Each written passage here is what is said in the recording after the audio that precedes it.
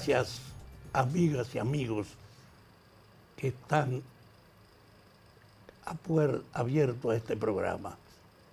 Estamos en una campaña electoral, pero el sentido humano de la política no merece en la propia campaña la atención que merece. Aquí estamos dando el inicio a institucionalizar efectivamente la cuestión de la solidaridad y la atención pública para todos los necesitados del país. Sí, porque el programa de hoy es algo novedoso totalmente, que no se había hecho en República Dominicana. Estamos hablando de la política de cuidados. Y para la política de cuidados yo les voy a leer todas las instituciones que se están coordinadas para crear esa política de cuidados antes de que en el próximo bloque ustedes comprendan de qué estamos hablando. Pero miren la cantidad de instituciones estatales que están coordinadas para esto. Empezamos con el Ministerio de Economía, Planificación y Desarrollo, el Ministerio de la Mujer, el Ministerio del Trabajo, el programa Supérate, está el Sistema Único de Beneficiarios, está el Instituto Nacional de Atención Integral a la Primera Infancia, el famoso INAIPI, está el Consejo Nacional para la Persona Envejeciente, el CONAPE, está el Consejo Nacional de Discapacidad, y tenemos también al Consejo Nacional para la Niñez y la Adolescencia, el CONANI, y para concluir tenemos a Infotep. Estamos hablando de un gran esfuerzo conjunto, coordinado por la persona que viene ahora en nuestro próximo bloque a explicarnos de qué es esto. Yo creo que este va a ser uno de los programas más interesantes porque nadie conoce esta iniciativa de este gobierno que realmente es rompedora, es cambio, porque pone primero a la gente. Y es muy importante que se queden con nosotros para que conozcan de esto. Mientras en pantalla les recuerdo que pueden mandar sus comentarios, sus sugerencias de invitados a los números y en las redes donde nosotros compartimos estas ideas. Quédense con nosotros.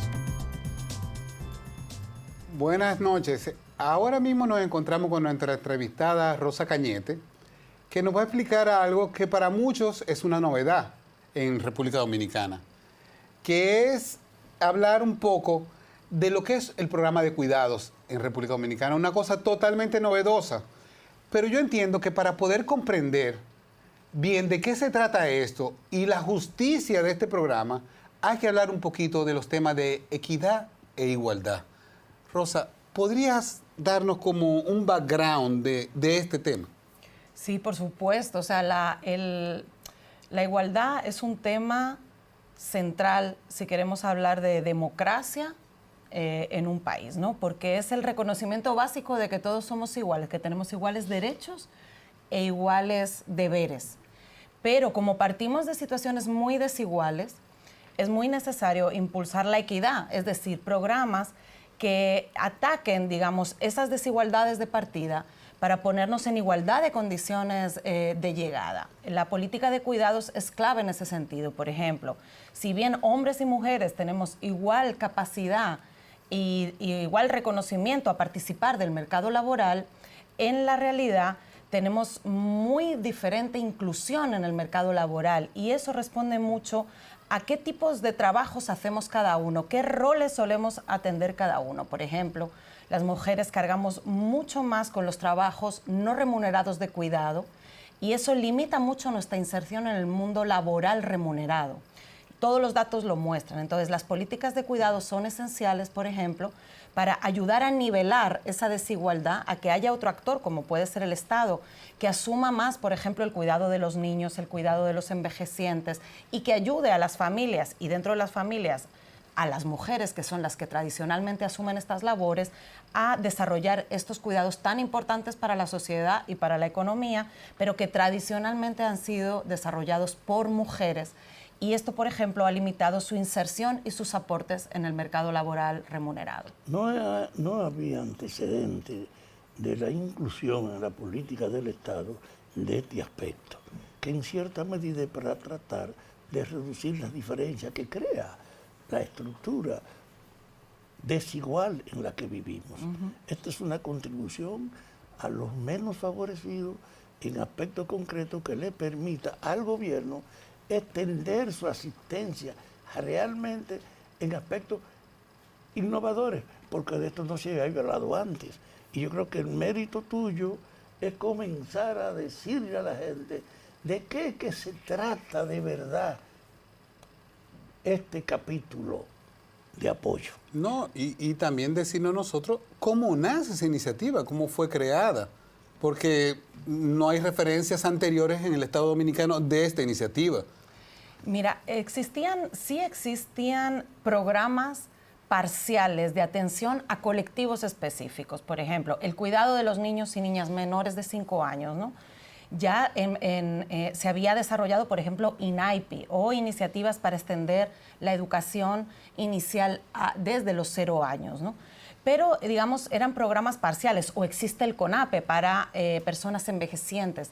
Pero la innovación, digamos, que plantea FAFA ha sido abordarlo desde una mirada de los cuidados al completo, como todo un ámbito en el que son trabajos que normalmente se desarrollan dentro del hogar, y no había sido nombrado ni se había desarrollado una política que articulara todos estos trabajos de cuidado a diferentes poblaciones, a los niños, a los envejecientes, a las personas con discapacidad, y los abordara desde la perspectiva del hogar. Todo esto ocurre en el hogar, pero el Estado lo aborda de manera fraccionada y muy limitada. Es decir, los servicios son... Actualmente, por ejemplo, tenemos 1 millón de personas en el país que ameritan ser cuidadas durante 24 horas al día. Es decir, tenemos 864,000 niños y niñas menores de 5 años. Un menor de 5 años tiene que estar cuidado durante 24 horas al día, ¿verdad? O una persona envejeciente o con discapacidad que tiene una dependencia moderada o severa también amerita ser cuidado durante 24 horas al día. ¿Esto quiénes lo han venido realizando? ¿Quiénes cuidan? Cuidan 851,000 personas, se dedican al cuidado en el país, a cuidar a ese 1 millón de personas que necesitan ser cuidadas. ¿Qué ocurre? Que desde el Estado los servicios han sido muy limitados. Solo 100,000 de ese 1 millón de personas reciben servicios públicos de cuidado en este país.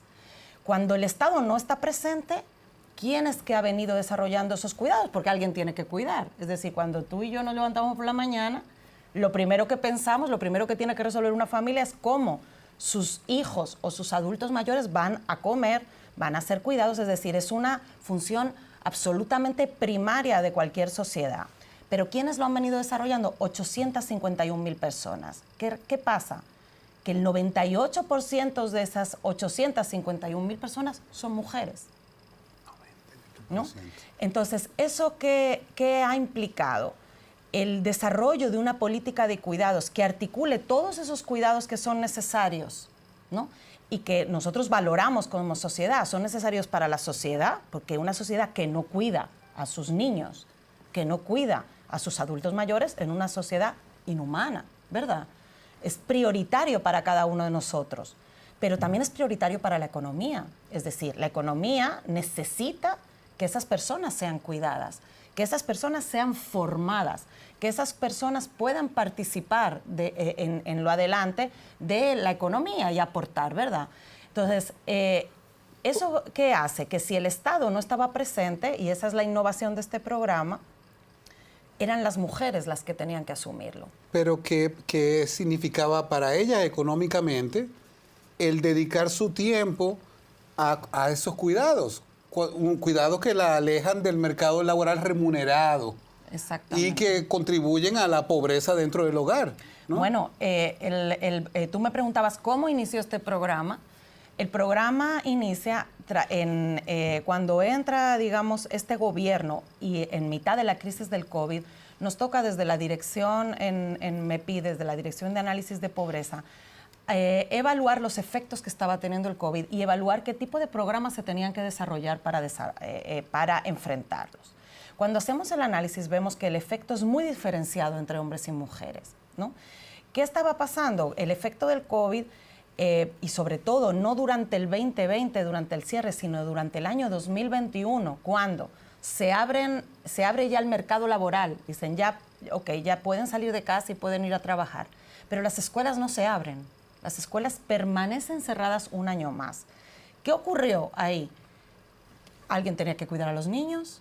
Si no hay escuela donde llevar a los niños y los niños estaban en casa, ¿qué tuvieron que resolver las familias? Bueno, alguien tiene que cuidarlos. ¿Y qué ocurrió? Que las que cuidaron, como tradicionalmente se ha hecho, fueron las mujeres. Las mujeres quedaron desplazadas del mercado laboral un año más.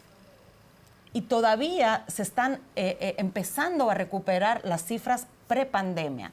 Entonces, el efecto que tuvo también nos dio datos de una alta feminización de la pobreza. República Dominicana lidera, lamentablemente, en América Latina los datos de feminización de la pobreza. En el país, por cada 100 hombres en situación de pobreza monetaria, hay 138 mujeres en situación de pobreza monetaria. Y uno de los factores más importantes es que su inclusión en el mercado laboral es muy limitada. Y cuando miramos las cifras, ¿qué vemos? Que cuando ves el trabajo remunerado, el 41% lo desarrollan las mujeres y el 59% lo desarrollan los hombres. Cuando tú analizas el trabajo no remunerado de cuidados, el 98% lo hacen las mujeres y solo un 2% lo hacen los hombres. Eso explica totalmente las desigualdades socioeconómicas y de inclusión laboral de las mujeres frente a los hombres. Y si no desarrollamos políticas que ayuden a repartir mejor ese trabajo tan importante para la sociedad y para la economía, como son los trabajos, como cuidar a quien lo necesita, si no lo repartimos mejor entre el Estado y dentro de la familia, entre hombres y mujeres, y también el sector privado, si no lo repartimos mejor, estamos perdiendo los aportes al sistema económico de 851,000 personas que quedan fuera del mercado laboral y que su nivel educativo, muy a diferencia de lo que se esperaba, es bastante alto. Es decir, un 13% de esas personas que se dedican a cuidar tienen nivel universitario y un 52% tienen nivel secundario o técnico. Por lo tanto, desde un punto de vista exclusivamente económico, es totalmente ineficiente que estas personas no puedan participar del mercado laboral y hacer sus aportes en otros ámbitos porque no hay nadie, no hay servicios públicos que ayuden a repartir ese trabajo de cuidados tan importante, ¿no? Y por eso se pone en marcha la política. Pero yo creo que en lo que tú has explicado está la muestra de que es una decisión de profundo sentido humano. El Estado está ampliando su responsabilidad en un campo objetivamente descrito por ti en el número de gente afectada que no tiene precedente. Y desde ese punto de vista, yo creo que hay que tratar de comprender esto, de reclamar su ejecución y seguro que en el futuro vamos a pedir una ampliación de esta área. Tú estás inaugurando la jornada humana de este gobierno. Lo interesante es que esta atención directa a la gente es en países desarrollados donde lo podemos ver. Los dominicanos en Nueva York, una gran parte de las cuidadoras de personas ancianas en Nueva York o personas con problemas de educación especial y necesitan una atención especial en el hogar después del colegio, una gran parte de esa población que sirve a su misma comunidad son dominicanas, pero es pagado por el Estado. Exactamente. El Estado les paga para ir una vez, a diferencia de acá, no es todos los días, tal vez para ir una vez a la semana, a limpiarle la casa al envejeciente, a cocinarle, a asegurarse que se tome su medicina, a dar su reporte, y eso mantiene en mejor salud a esas personas, ¿no? Con una atención directa. Aquí, ¿cómo funciona y cómo surge esta agrupación de tantas instituciones para lograr este cuidado de una manera multilateral? Digamos? Bueno, el ejemplo que tú das es exactamente lo que estamos empezando, es la parte más innovadora, porque te quiero decir, por un lado es la expansión de los servicios institucionales, es decir, son más aulas de inicial, que se han construido 1.200 aulas de inicial del 2019 al 2023, más CAIPIS. ¿No? ¿Qué es aulas de inicial? Perdón. La educación inicial en República Dominicana empieza a los 0 años y acaba a los 5 años, 11 meses, ¿no? y 29 días. ¿No? Entonces, hasta ahora la cobertura del sistema educativo para esas personas es muy baja, porque hace poco que se ha ampliado la obligatoriedad del Estado a cubrir de 0 a 5 años. Entonces, una de las iniciativas que se impulsaron de este gobierno es ampliar la cobertura de aulas de servicios públicos para esos niños y niñas menores de 5 años. Se han construido 1.200 aulas desde 2019 a 2023, ampliando la cobertura en alrededor de un 60% a la cobertura que había en 2019. Es decir, ya hay muchos resultados que mostrar. También se ha ampliado la cobertura de INAIPI, que fue otra de las iniciativas anteriores y que este gobierno ha dado continuidad y ha construido en estos últimos 4 años 87 nuevos CAIPIs para niños de 0 a 4 años, ¿no? Y es poder dar servicios, es decir, dónde dejar a tu niño bien cuidado, bien atendido, bien estimulado, donde se le dé una atención integral mientras tú vas a trabajar o mientras tú vas a estudiar, porque también, por ejemplo, hay muchas madres adolescentes que se les impide la formación y la participación posterior en sus sueños y en su mercado laboral cuando lo puedan desarrollar, precisamente porque no tienen dónde dejar a su bebé y tienen que dejar todas sus otras labores para poder cuidar a su hijo, ¿no? Entonces, el desarrollo de servicios en ese área ha sido muy importante. También se ha ampliado bastante la cobertura de CONAPE. Por ejemplo, se ha triplicado el presupuesto de CONAPE para atención a adultos mayores en los últimos años. Pero siguiendo el ejemplo de Estados Unidos, ¿no? Lo que se llama el home attendant, ¿no? Que es muy conocido aquí en República Dominicana precisamente por lo que tú dices, porque muchas de nuestras migrantes trabajan como home attendant en Estados Unidos, ¿no? Esa es una iniciativa que dentro de la política general hemos querido innovar. Entonces, ¿qué hemos hecho? Profesionalizar lo primero, generar currícula en Infotep para el desarrollo y la profesionalización de cuidados a adultos mayores, a niños menores de 5 años y a personas con discapacidad. Ya tenemos 1.000 personas formadas, wow. Es decir, profesionales que se han formado en estos últimos 4 años para dar servicios profesionales de cuidado. ¿Y qué hemos hecho? Apoyar a la generación de cooperativas de estas personas que se forman, la generación de cooperativas a través de las cuales el Estado pueda subcontratar, ¿ok? Entonces, ya a finales de este año se espera sacar la primera convocatoria desde CONAPE para contratar cooperativas o MIPYMES que puedan, a través de estas personas profesionalizadas en Infotep, dar servicios domiciliarios de cuidado. ¿Qué ocurre? Que lo mejor para un niño son los cuidados institucionales, es decir, ir a una escuela con otros niños, formarse, como sabemos. Pero un adulto mayor es exactamente lo contrario. Lo mejor es ser cuidado en su casa. Nadie quiere llevar a su papá a un asilo, ¿verdad? Lo mejor es que, y está probado en toda la literatura, que lo mejor es que un anciano, una persona mayor, pueda permanecer en su casa, recibir los cuidados en su casa, estar en su comunidad, que los vecinos le visiten, que juegue su dominó y que pueda mantenerse dentro de su cotidianidad. Por lo tanto, en vez de hay que seguir empujando la creación de asilos y centros porque hay personas que lo necesitan, que no tienen familia o que tienen una situación muy compleja. Pero lo que queremos desarrollar para adultos mayores es cuidado domiciliario. Y eso es lo que se va a desarrollar.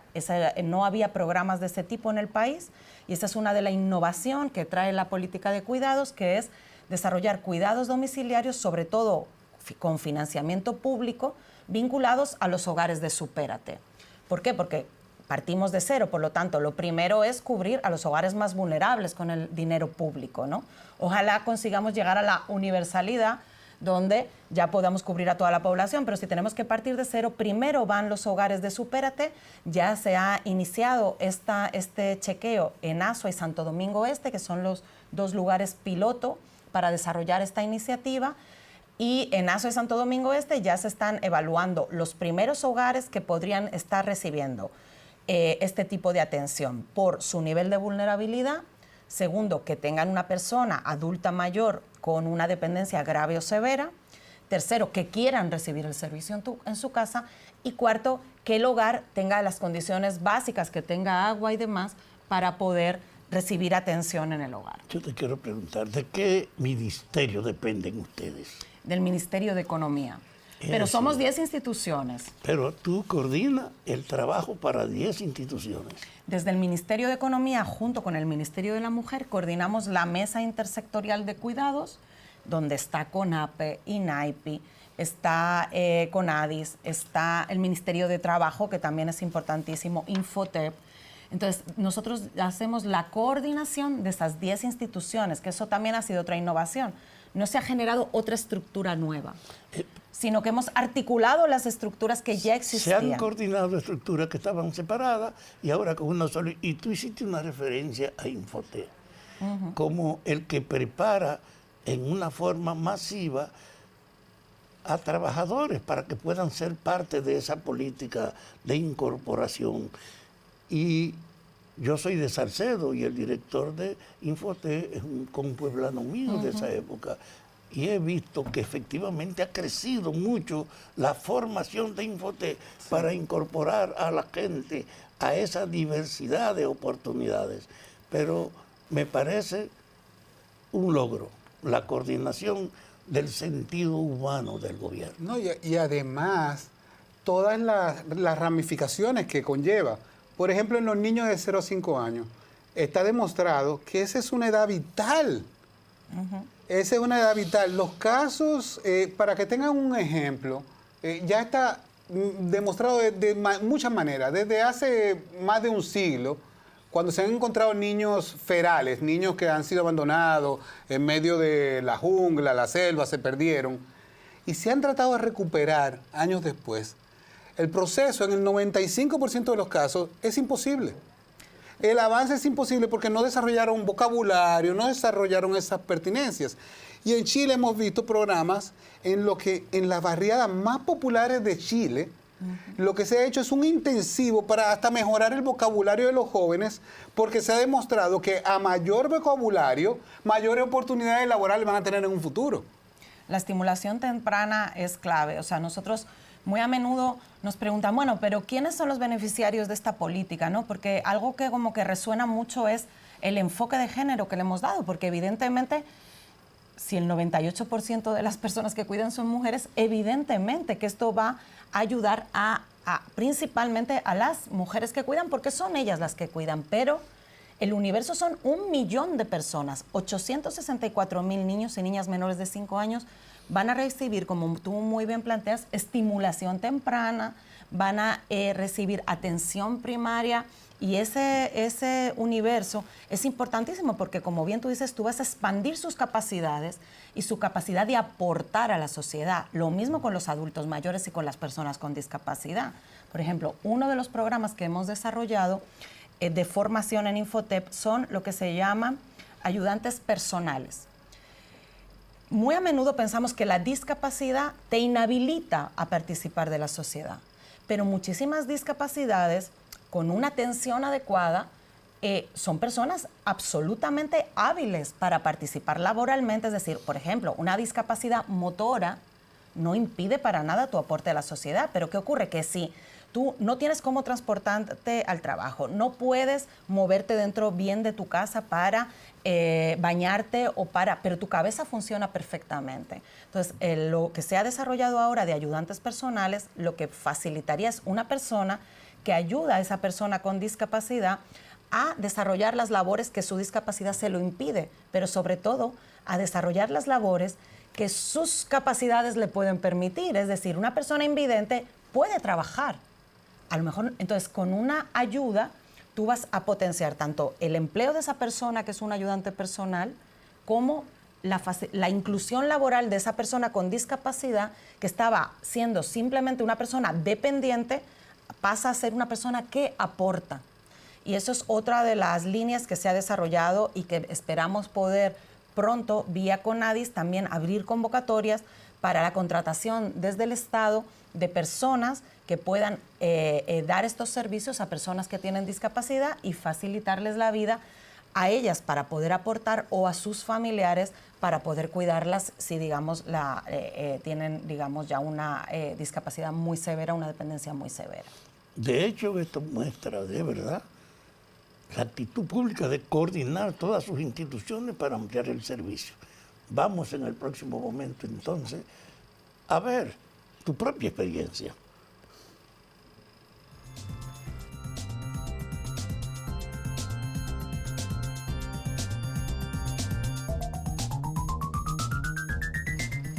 Esta exposición es impresionante, porque es conocer una actividad que no existía, donde el propio gobierno tenía acciones separadas y ahora la coordina para hacer más eficiente su atención humana a la gente que necesita una atención. Pero yo quiero también que presentemos a esta mujer,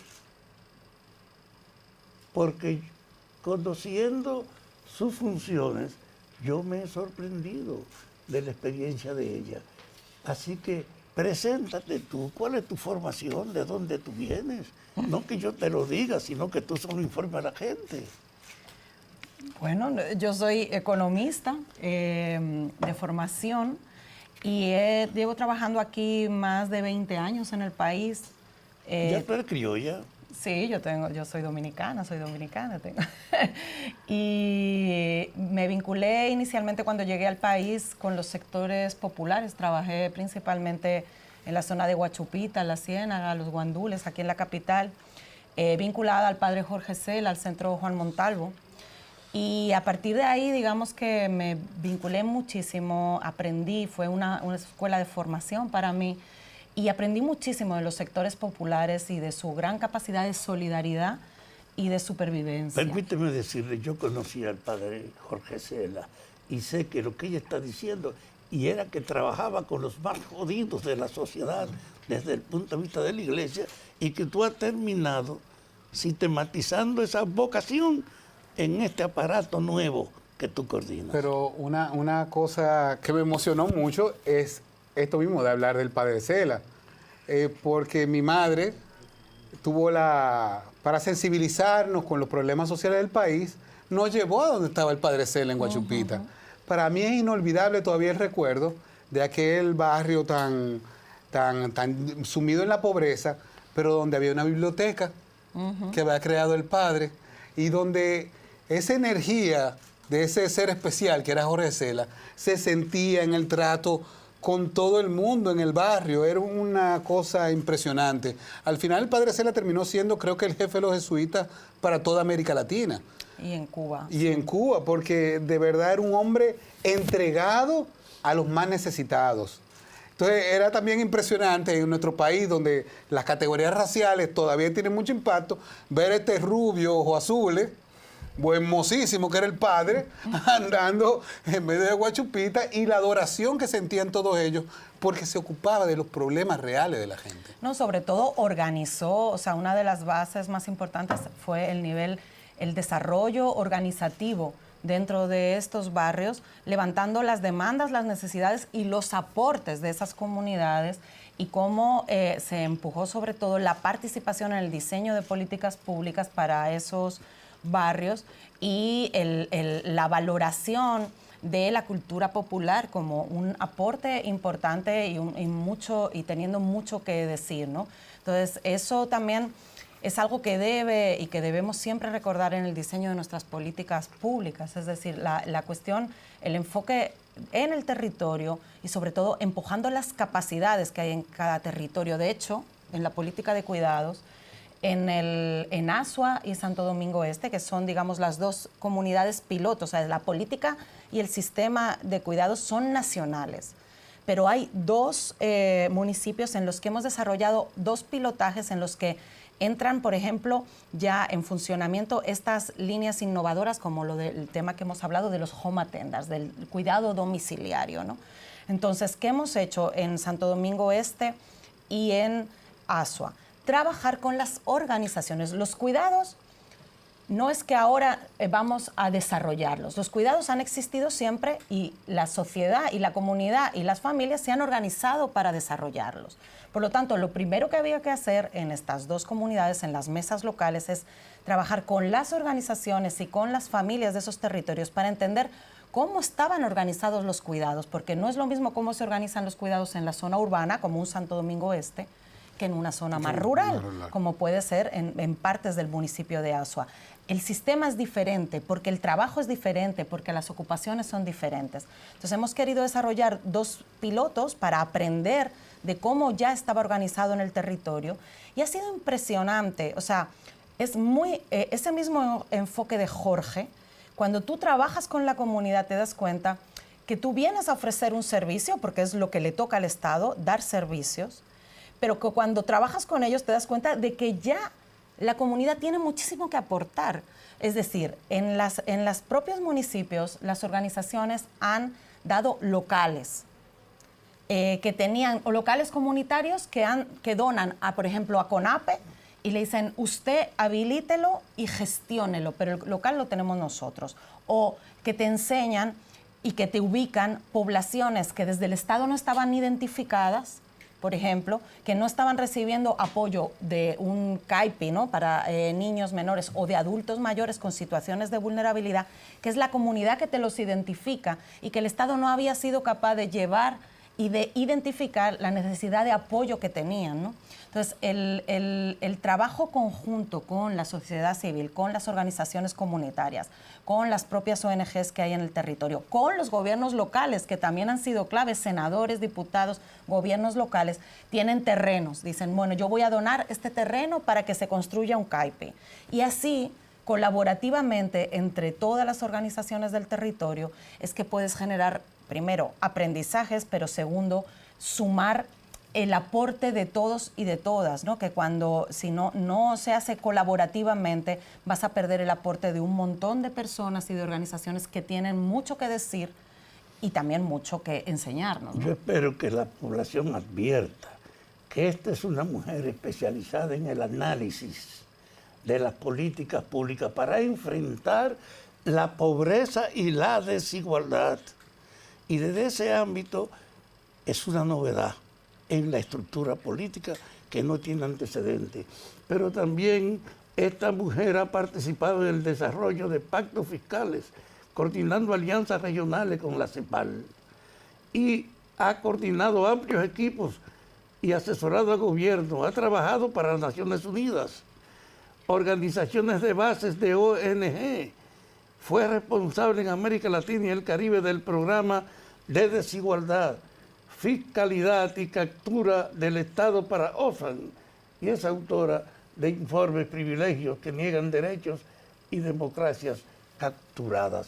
No es común celebrar a una mujer con esta formación en un servicio de tanta calidad humana como al que ella se dedica.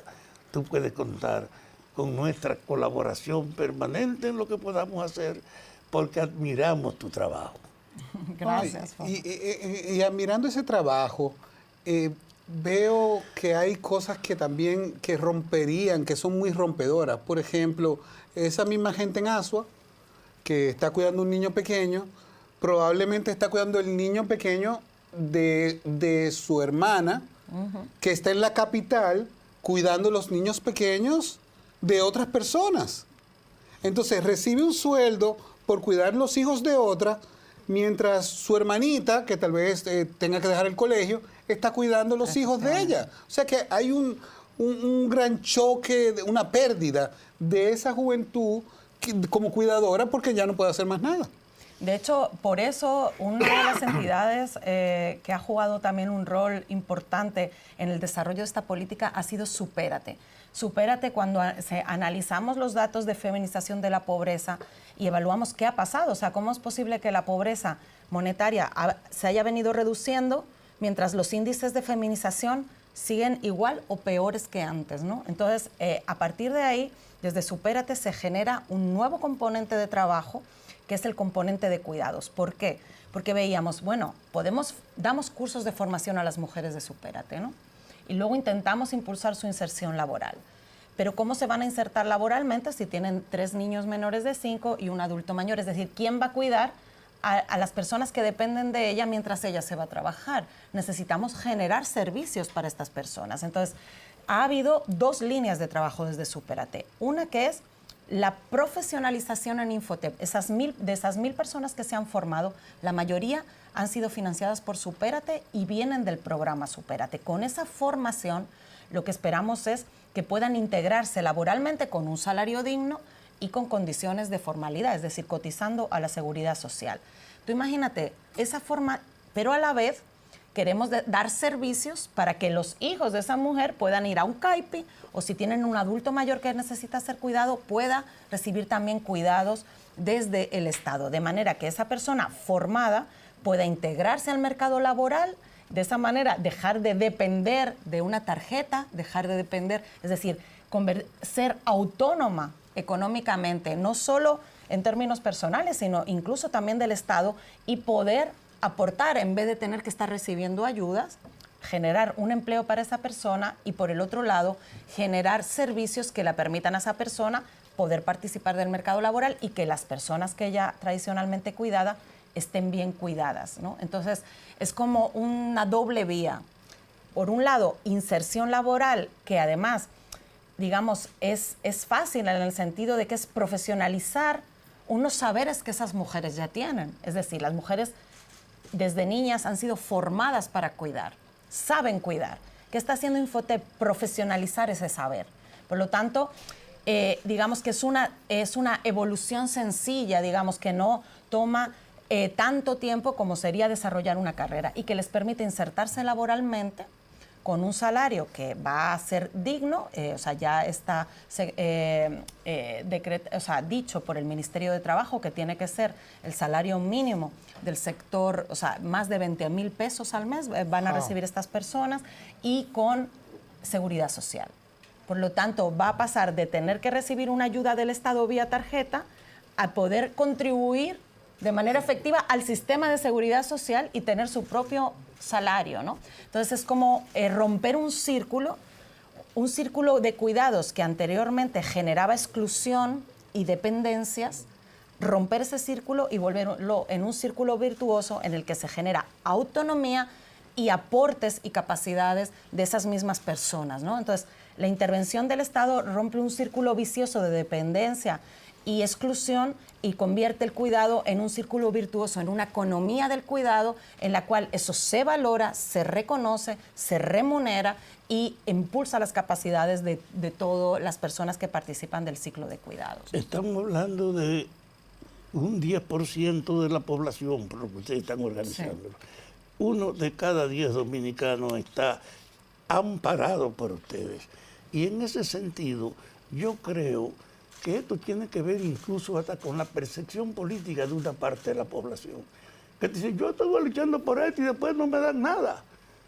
Si hay una oportunidad en la base para que los que tienen más dificultades encuentren protección, habrá una reafirmación ciudadana de la gente saber que puede pedirle al Estado una política o que puede valorar, como es en este caso, el sentido humano, porque no hay precedente de instaurar esta unidad de coordinación que tú representas y que está bajo el amparo del Ministerio de Planificación y de Economía. Ahora, es ahí también muy importante, Fafa, entender que para que la política, actualmente, como les decía, los servicios son todavía muy limitados y les digo, ha habido una ampliación importantísima en los últimos 4 años, pero todavía estamos llegando tan solo a unas 100,000 personas de ese millón. A la décima Por lo parte tanto, de los para necesitados. poder expandir la política, se necesitan también recursos.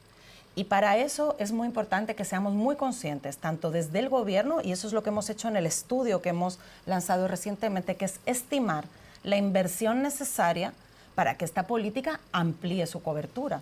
Sabemos ya cuánto cuesta y sabemos que hay diferentes vías de financiación. Una de ellas, y la primera, es reorientar recursos. Es decir, por ejemplo, toda la cobertura a menores de 5 años son recursos que están en el MINER, en el 4% de educación. Entonces, lo que tenemos es que conseguir, o sea, esa ampliación que yo les decía, de 87 CAIPs nuevos o 1,200 aulas nuevas que se han puesto en marcha durante esta gestión, no se ha hecho con recursos nuevos, se ha hecho con los mismos recursos del MINER, reorientados hacia educación inicial. Entonces, esa es una primera parte que desde el Estado tenemos que ser muy conscientes. Cómo colocar los recursos donde más rendimiento da y donde más rendimiento social y económico dan, porque esta política tiene resultados sociales, como hemos hablado, pero también importantísimos resultados económicos, como es el volumen de empleos que generaría, ¿no? Entonces, eso es una vía, reorientación de recursos. Pero también es muy importante que si en los próximos años se dialoga de abrir el espacio fiscal, de, por ejemplo, desarrollar reformas o tener un pacto fiscal en el país, no podemos dejar fuera del diálogo el sistema de cuidados, porque si se recaudaran más recursos, parte de esos recursos necesariamente deberían ir a impulsar una política tan importante como esta, tan importante en términos sociales y en términos económicos. También hay otras vías, como son la cofinanciación. Ya se ha venido desarrollando, tanto CONAPE como INAIPI, tienen acuerdos con el sector privado. El sector privado debe jugar un papel en todo esto, porque sus trabajadores solo pueden ir a trabajar si sus dependientes están cuidados. Por lo tanto, el sector privado ya tiene acuerdos de cogestión, tanto con INAIPI, por ejemplo, se acaba de firmar un acuerdo entre INAIPI y Azonaores, y ya hay acuerdos, por ejemplo, con zonas francas, donde, por ejemplo, Zonas Francas construye un CAIPI y INAIPI asume la gestión. Y los trabajadores de Zonas Francas, cuando van a trabajar, pueden dejar a su hijo allá, estar tranquila, y cuando salen, recogerlo e irse a su casa y saber que pueden estar tranquilos trabajando. Igual ha venido desarrollando CONAPE, por ejemplo, con apoyo del sector bancario, ha tenido ya apoyos para construir centros de día para adultos mayores. Entonces, esta es otra vía que hay que seguir expandiendo. Y también hay acuerdos de cogestión con ONGs, con organizaciones comunitarias, con iglesias, apoyo a través de ASFL. La mayoría de la cobertura en asilos no la da el Estado de manera directa, sino que apoya con fondos a asociaciones y fundaciones, muchas de ellas religiosas, que tienen centros de cuidado de adultos mayores, y entonces se les da fondos para que allá se les cuiden. Entonces, hay diferentes vías de financiación, pero lo que es importante es que entendamos, lo que está haciendo el Ministerio de Economía es poner sobre la mesa que esta política es esencial, que el trabajo no remunerado, sin él no es posible que se dé el trabajo remunerado, que lo valoremos y que desde el Estado lo reconozcamos y empecemos a ampliar la oferta de servicios públicos, que no quede como un tema solo privado del hogar, sino que haya servicios públicos que garanticen a las familias que los demanden que pueden contar con un apoyo para cuidar a quienes lo necesitan. Es que yo entiendo que hay no solamente una política, por lo que he escuchado hoy, de lo actual. También ustedes están, al trabajar con los adultos mayores, estamos hablando de que esto es futuro, porque la población dominicana y la población del mundo está en crecimiento. Cada vez van a haber más adultos mayores que van a requerir esos servicios. Si no empezamos estos programas que vienen desde las mismas comunidades, sería una manera mucho más económica que formar 10.000 enfermeras para esas personas, sino que va a ir creando un mercado que cada día va a ir en aumento, porque la República Dominicana ha aumentado su ¿cómo se llama esto? Su tiempo de vida, sí, de cada cual, de las mujeres y los hombres, y entonces a medida que tú envejeces vas a necesitar más atenciones. Totalmente, o sea, en los países, digamos, europeos o del norte, esta es una de los nuevos servicios públicos que se están desarrollando, que también ha sido de los últimos en poner en marcha, pero que cada vez se expande más la cobertura.